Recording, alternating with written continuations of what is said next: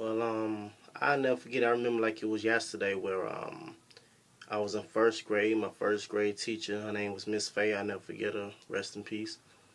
Um, each morning we had to do a journal entry, and of course I accept a lot of F's because much like I work now, I like to study my craft before I just jump into something doing it.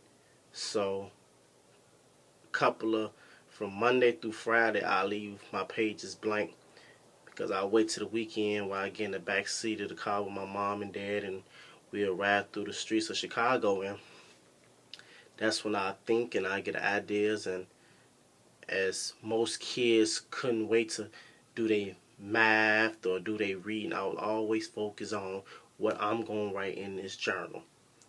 So, and I'll never forget my very first story was called The Big Toe. No, The Big Toenail. The Big Toenail. I'll never forget it was called The Big Toenail. Where after I wrote the story, I worked hard on it. The teacher, she called me up and say, I having a parent conference with your mother. Instantly, I started to think, man, what I do wrong? You know, what happened? I try to do everything right. My mom came up, and of course, she was also asking the same question of what I do.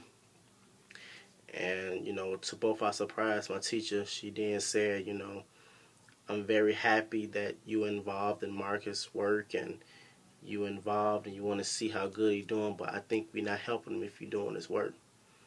And my mom looked with this confused look. She's like, what do you mean? She was saying, there's no way a first grader wrote this story. And ever since then, I knew writing was my passion. So that was the first time I ever written a story. It was called The Big Toenail. I never forget a story when people was trying to tear down this tree. They couldn't do it, and they found this woman up and down the street with these long toenails. Come on, give me a break. I was only in first grade.